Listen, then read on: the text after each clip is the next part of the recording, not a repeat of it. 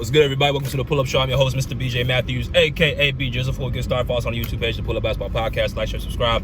All of our YouTube videos, hit that like button. Y'all coming in here, hit the share, subscribe as well. Let's get it popping. All right, so we're back with another video with y'all today. Got some gas this morning. Go ahead, you got it. Go, be free, be free. Always let somebody go who's trying to get in front of you. Common courtesy. Good deed of the day.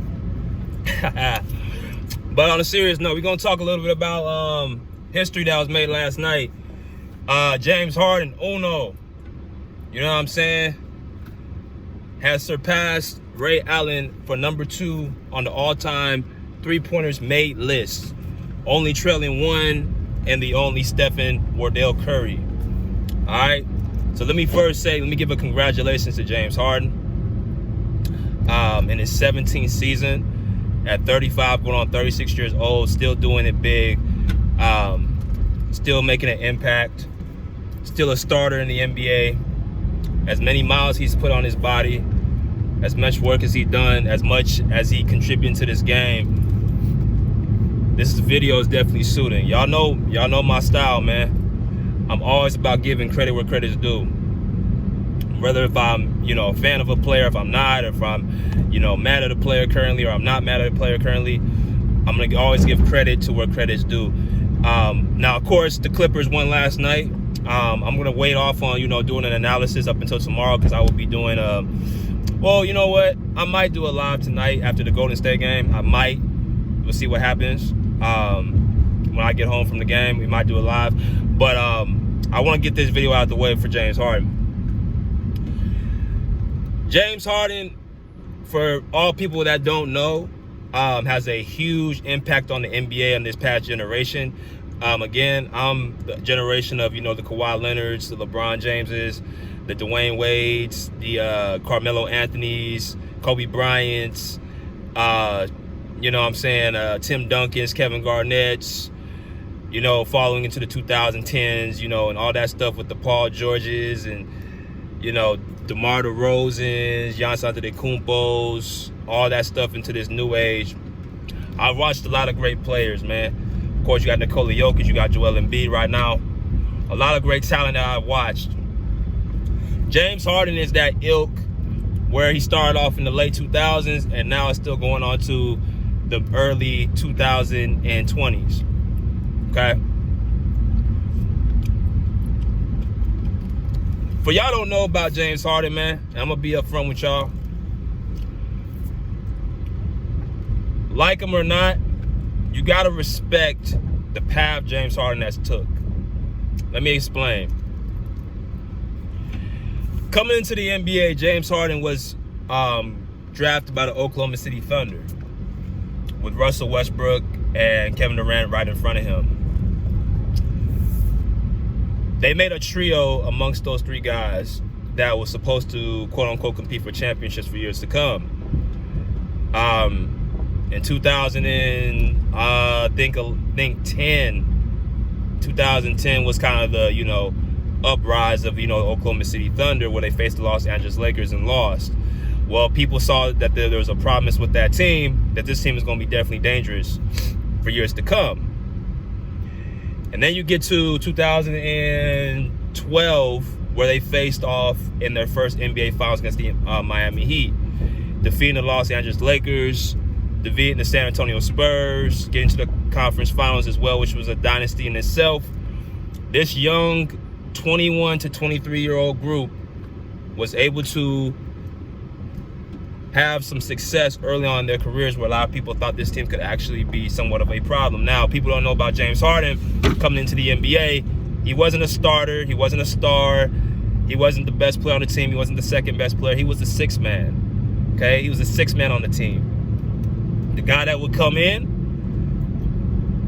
score the rock, give energy, and play defense, right, at a very high level. People who do not know, James Harden coming into the NBA would guard the best players coming off the bench. Don't believe me? Go watch some film when he guarded Kobe Bryant in 2012, second round in the 2012 playoffs.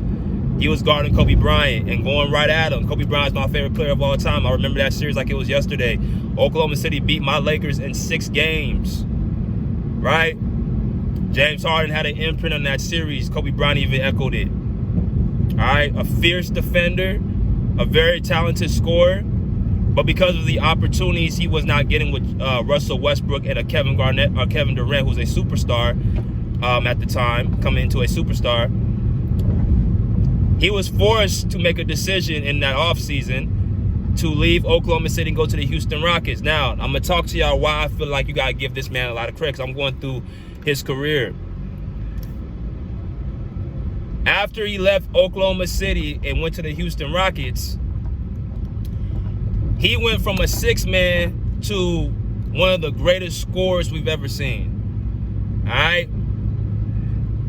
James Harden spent 8 seasons in Houston from 2012 all the way to 2020. All right? He spent 8 seasons in Houston. Now, for y'all that do not know, let me fix this camera real quick. He got a huge opportunity, a huge contract with Houston Rockets coming from Oklahoma City, and he decided to bet on himself. He decided to bet on himself. So you saw explosions. You saw him carrying the team to the playoffs year in and year out. A couple conference finals appearances are in there somewhere as well. And this was the time where people started to get into the James Harden fan club. You started seeing the 30, 40, 50-point game explosions. All right, mixed in with some, playmaking as well, giving you somewhere between 8 and 10 assists. He became a guy that was filling up the stat sheet, right? Giving you somewhat good efficiency for about 44 to 46% from the field, right? Always great from the free throw line, between 85 to about 89% from the free throw line, right? Giving you somewhere between 6 and 8 rebounds a game. I'm talking about all 8 seasons in Houston, this man filled up the stat sheet, right? Had the ability to make role players opportunities to look good. Guys like Clint Capella, right? Guys like Eric Gordon, guys like PJ Tucker, guys like Trevor Ariza, guys like, you know what I'm saying? You name it, Patrick Beverley as well, right? This man chose to take his talents to Houston and became one of the greatest scorers we've ever seen, with the likes of a Wilt Chamberlain, with the likes of a Kobe Bryant, with the likes of a Michael Jordan. This guy was scoring the ball at levels we ain't seen. He had averaged 36 points in one season. 36.1. 3 straight scoring titles. He had 3 straight scoring titles. 4 straight All-NBA first teams. 1 assist leader, leading the league in assists. That's not heard of. It's one thing for you to come into the league as a star and continuously have that streak going, but this man started off the bench. And I think a lot of people forget that. This man was not supposed to come in and do what he did in Houston. He broke records.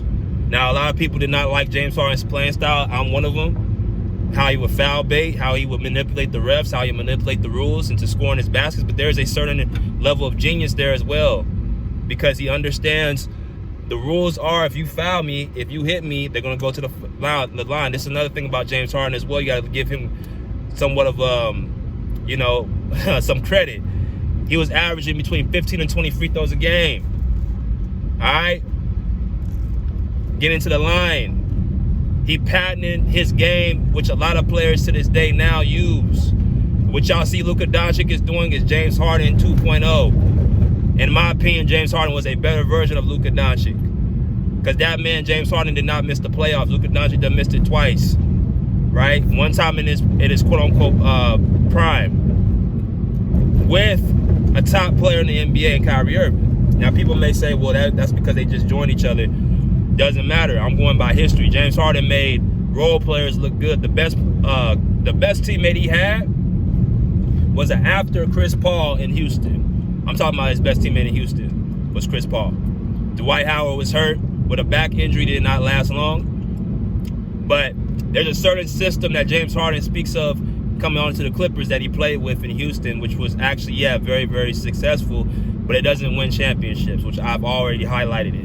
I'm not a fan of it, But it does give you 50, 60 win seasons and an opportunity to get to at least the second round of the playoffs every year, guaranteed. You're not missing the postseason. You're not having, you're not going to be eliminated in the first round. Right? He was always getting to the, at least the second round of the postseason. Now, Houston never wins a championship. James Harden, worn out his system in Houston. So it's time to go to Philadelphia. Again, the point. He was a all-time great scorer in Houston. Right? Went from 6 man to all-time great scorer. Goes to Brooklyn. Goes to Brooklyn. Now, at 29 years old, he becomes what you call a half-breed, right? As a third option behind a Kyrie Irving and a Kevin Durant. He said, okay, I got 2 scorers with me. I know I'm a great scorer, but what I'm going to do is I'm going to go ahead and just be the point guard and give you about 10 assists per game while giving you guys 25 points per game. There was a point in time I was calling the Brooklyn Nets the Brooklyn Monstars. Shout out to my boy Rick and my brother. We used to make fun and say that they're going to be the Brooklyn Monstars because you had 3 dynamic offensive talents on one team around their prime. All right, James Harden was 29. Kyrie Irving was 28. Kevin Durant was 30. Okay? That's what you had in 2020.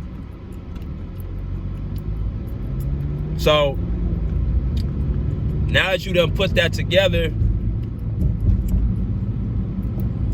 James Harden had to adjust his game. Again, this is about just how gifted this dude is. You know how hard it is to be a great, lead the league in scoring and lead the league in assists. You know how hard that is? That doesn't, you just can't be saying, I'm going to be a scorer one day, I'm going to wake up to be an assist guy. I'm just going to lead the league in assists. I'm going to be the orchestrator of the team. And there were parts of that season in Brooklyn where Kevin Durant, remember Kyrie Irving was going through the whole COVID shot thing and, choosing not to play. Kevin Durant was dealing with injuries. James Harden carried a lot of the load that year where he was the number 1 option. Now, that was a time that James Harden could be the number 1 option, right? So, you factor that in. Hope that y'all can see me loud and clear. I'm going through his, the spots in his career because it's a James Harden, a big accomplishment for him. KD and Kyrie Irving and James Harden had chances to win a championship in 2021. Of course, James Harden gets hurt with the hammy. Does not play against the Milwaukee Bucks outside of, I think, a few minutes in Game 1. So then they lose that year. James Harden does not return back to normal form until he gets out of Brooklyn, which was the next following season at the trade deadline. But my point I'm trying to make in Brooklyn, he became what you call a half-breed. I can score 20 to 25 points when I need to while giving 10 assists consistently per game. Right? That's something that people just don't do. I've never seen nobody at that level say I'm going to be an all-time great scorer and just say I'm going to be an all-time great assist leader. I've only seen one person do that right now in my lifetime. That's Luka Doncic. No one's doing that at a high level like James Harden just implemented in Brooklyn. All right, so Brooklyn doesn't work out. Kyrie Irving, James Harden, Kevin Durant, all 3 of them leave Brooklyn. They break it up. Steve Nash is no longer the coach. Blase. He gets traded to the Philadelphia 76ers in a swap for Ben Simmons. Now you got James Harden at a point of his career where he's starting to become slowly the second option. He's no longer could be the first option on a team. Right? He goes to Philadelphia in 2022. This is where the masses say that Joel Embiid and James Harden could be Kobe and Shaq. Right? You have the MVP, the leading scorer in the NBA, at the peak of his powers, being teamed up with a guy like James Harden, who's the ultimate orchestrator and offensive player. This is going to be good. Right? That's what the masses were thinking. So then you bring in, hope that y'all listening. Then you bring in him going to Philly. Philadelphia says, all right, first year, not that great. He looks like a shell of himself because he's dealing with that hamstring injury he suffered in Brooklyn. A lot of people don't understand basketball, where if you don't give your body a chance to rest and recover, you're going to always find yourself not always quite the same. What was going on with James Harden that year in Philadelphia's first year was he was dealing with that lingering hamstring injury, which never he healed from because he kept playing on it. He never sat down and chose to actually rest and recover. James Harden, if you guys do not know, here's another thing about him that's actually pretty, impressive. He always seems to have high amount of games he plays every single year, right? So he's always giving you 70 to about 80 games per season, right? James Harden. I'm giving him respect and a lot of props, surprisingly, right? So you finally get over that hamstring injury the second year with Philadelphia. They don't make it to the finals, right? They don't make it to the conference finals. They get to the second round against Boston, and they lose in 7 games. That series they should have really won, which was in 2023. He leads the league in assists that year. And you got a case he could possibly be an all-star, right? So he's developed, every stop he's going, he's changing his game up. All right. After 2023, Philadelphia and James Harden did not come up with a deal to re-sign him, so he decided to move on from Philadelphia. And now you see him with the Los Angeles Clippers, right? Where James Harden right now is in his career, in my personal opinion, if you want to win a championship, he's a third option. Okay. What you're seeing right now with the Clippers, they're currently 7-7. And I will continuously say it.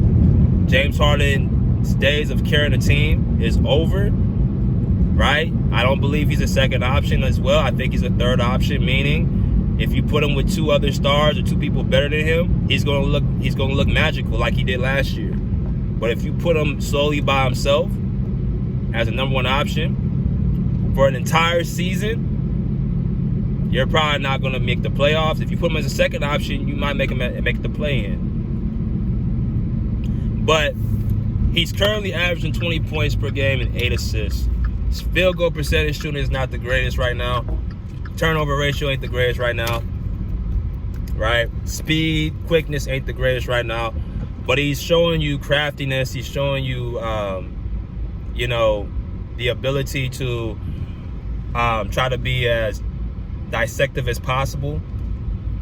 That's what he's showing you. So I'm gonna say this, and I'm gonna kind of put this, to bed.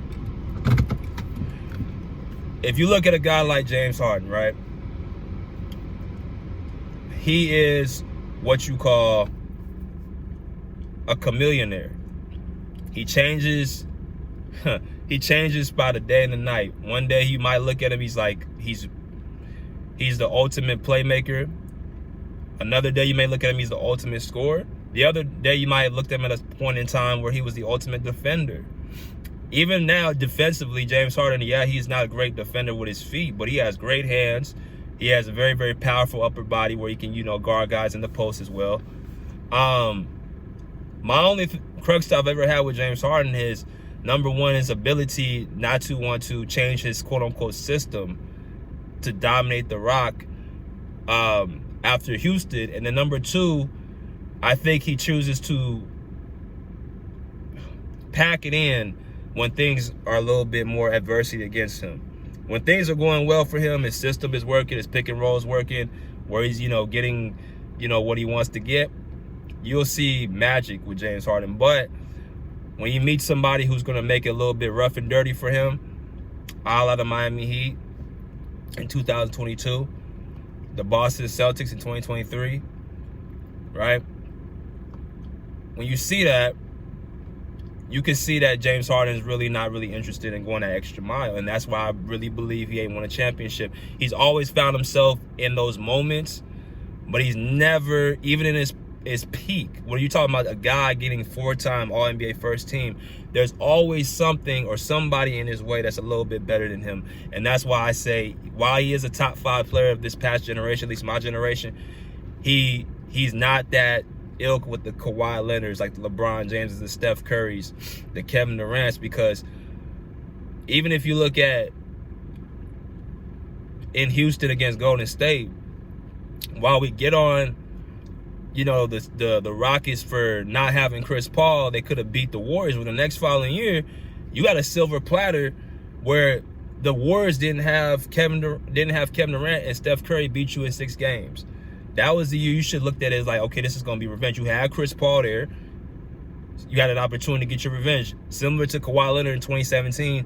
He got hurt in 2017. He come back in 2019, gets his revenge on the same guys that he didn't get a chance to play up again. That's why I say those guys, those 3-4 guys, they have a little bit more of a level than what James Harden is, right? I put James Harden with, you know, right below that tier, the Russell Westbrooks and the Paul Georges, you know, DeMar DeRozan, those guys. That's who I look at. I think James Harden's a little bit better than those guys as far as their careers, but they're in that same, you know, vicinity, that 5 to 10 spot. But other than that, man, congratulations to James Harden, man. You know, incredible feat, incredible, you know, monument. But I'm gonna get out of here, man. We'll be back on tomorrow. Until next time, pull up, see, pull up, check, put it out. Peace. Out of here like swimwear.